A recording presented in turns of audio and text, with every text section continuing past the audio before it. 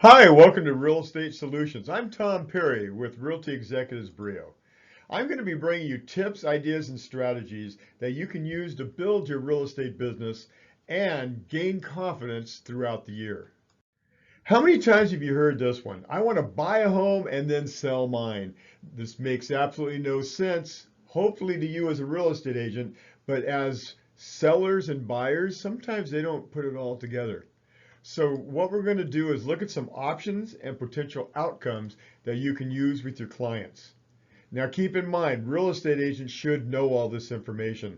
They should be able to pass it on to their clients simply and easily so they can understand. And that's what I'm here to teach you today.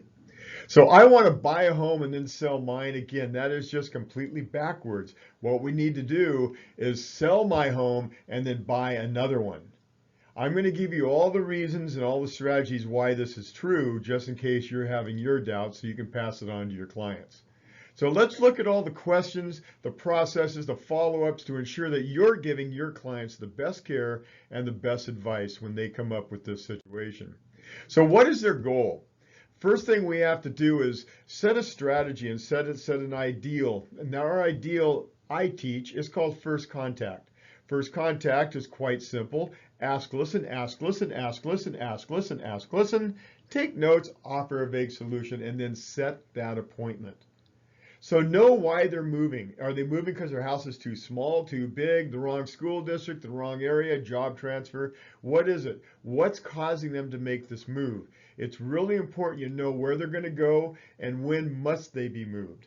If they've got to be moved in June, some kind of almost maybe, that's probably not a good situation for you. But if they definitely have to be moved by June, then that's a great situation because we all have a deadline to find a property, get it under contract, and get it closed. Now keep in mind that we have to create a vivid picture of the property they're moving into so they stay really supercharged while we're going through this process. Then we set the appointment. Remember, the whole purpose of a first contact is to set an appointment, whether it be a face-to-face meeting to list the property and get them moved into something, or it just be a phone conversation. But never have a contact with anybody if you don't set a next appointment. That was just a sidebar. You don't owe me anything for that one. Let's move on to the next thing. So first things first, we're going to talk about the buy. You thought we were going to list the house. Nope, we're not listing the house. We're talking about the buy. Again, we have to create this vivid picture that's going to allow them to move their family, their mind, their attitude, their person right out of this house and into the brand new one. They gave you a lot of good reasons. You need to use those while we go along the way. So tell them why their space is better. Tell them why the area is better. Tell them why this move is going to be great. Reinforce the fact of why they're moving out of this house because, again, it just makes it a lot easier for them to get out of there. Once we've done that, now we're going to talk about financing. Now, if you follow my plan, some of you are a little bit behind the eight ball because you don't even know what my plan is. But if you follow my plan, you already gave them information before your appointment. And in that information, it said contact the lender. If they did that, they know all about their loan. They're probably even approved for their financing, and they know exactly how much money they need in order to purchase that property. Now, that money, most of it, if not all of it, is going to come from this sale. So it really gives you a good measure of, are we really going to be able to put this together once you know how much their home is worth?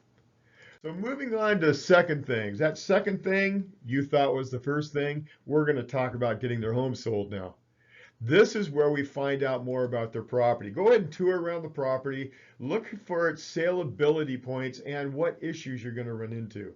The seller is going to tell you about the things they're already going to be doing to the property. You're looking for those things that really need to be done. When an agent goes through the property, they're looking with buyer's eyes. When a seller goes through the property, they're looking for money. And sometimes they don't cross paths. So make sure we keep everything focused while we're going through. Also, what won't they do? Did they draw a line in the sand? We're certainly not going to do. Well, sometimes they need to do those things. And it's your job to make sure that everything is done to generate top dollar. Now let's stop for a moment. Does everybody need to make top dollar from the seller of the home? Absolutely not. So if they're okay with getting a discounted price, All you're going to do is lose the listing by pushing them to do things that they're just not going to do. So you got to be a little sensitive to that sometimes, but I think it's safe to say most sellers want as much money as they can out of their property. So now I want you to demonstrate your marketing plan. When you demonstrate the marketing plan, going back to my method of telling them ahead of time, they've already told you 3 things that you need to do to get their home sold and 3 things that are really, really important. So now with those 6 items, that's going to be what your marketing plan is going to be speaking about. And we're going to be talking about feature, benefit, advantage. So if you're going to put signs around the property, they're going to tell people that back on the deck we have a barbecue that's hooked up to natural gas. That's going to be huge for some buyers if they already have that hooked up back there. But most agents aren't even going to have a sign. So when an agent or a buyer walks through the property, they have absolutely no idea what's going on in the home. They're just looking at carpet and paint. I'm going to make sure that that is in there every time so that all buyers, all agents know what's going on. Now, what's the advantage? The advantage is those offers are going to come quicker because people don't want to lose out on the house that has the barbecue hooked up to the gas. The offers are going to come quicker, and obviously because they're coming quicker, they're going to be for more money. That's what my client wants. They want to get their home sold in the shortest period of time and for the most money. Together, we all make this happen. So now, once we get their approval on our marketing plan and permission to move forward, we're going to talk about the 3rd thing. What is it? Come on, what is it? Yep, you're right, it's price. We're going to talk about perceived market value and the sold price of the property. When we're discussing this, we need to look at the 24-12-4 market analysis. Oh, wait a minute. You probably don't know what that is either because you haven't gone through my program. Well, you'll find out about that later. But the 24-12-4 listing program or market analysis is going to tell you everything you need to know to pass on simply to your client so they easily understand your spreadsheet and pricing strategy and putting the property at the right price. Now you're going to need to have the seller choose the price, never own the price. They're going to say, hey, bucko, what do you think we should price our property at? And your answer always is going to be, John, let's take a look again at the properties that we looked at that were comparable to yours. They all seem to be priced somewhere around that $500,000 mark, don't they? So it appears that that's what the market's telling us. So now you're going to find out from them, how much do they really believe their home is worth? What price do they really want to put in their property and get their home sold? And is it as it is now or as it will be? This is a great discussion, and remember, you stay away from the price. So now we're going to move on to tying it all together. We're going to secure the thought and the feeling of the buy. We're also going to discuss the seller's nut. That's the cash they need. Don't go anyplace else. The cash that they need in order to buy the next property.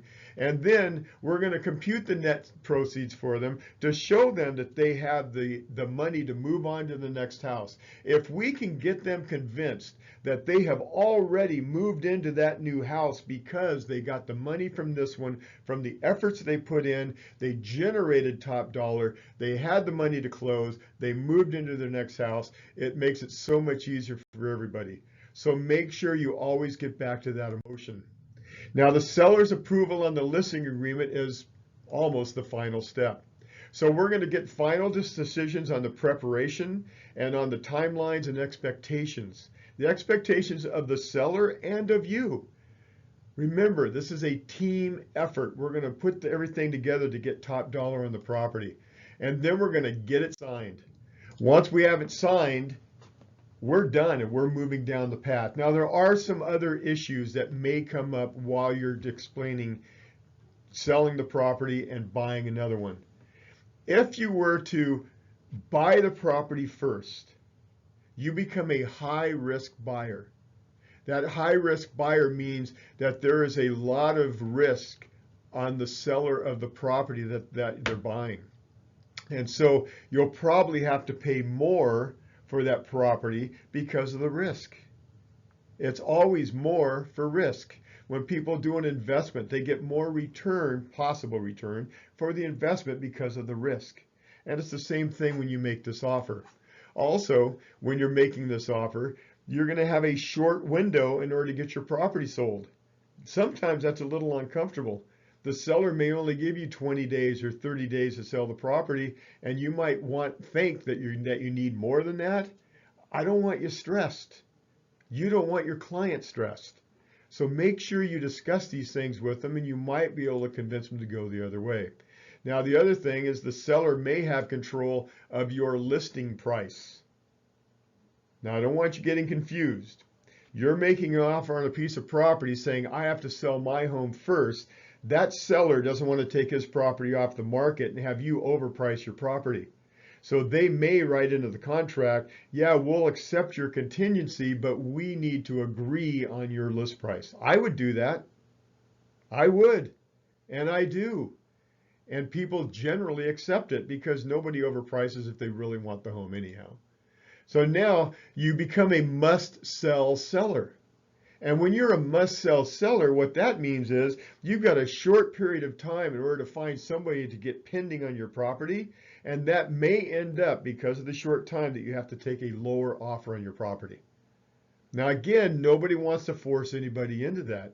But if we're looking at those issues, it might end up that the buyer ends up getting less money, spending more money, and it's just an awkward situation for you as the agent. Now the seller, your client, can control the closing dates. So if I'm selling my property first before I buy a property, I can control the closing date.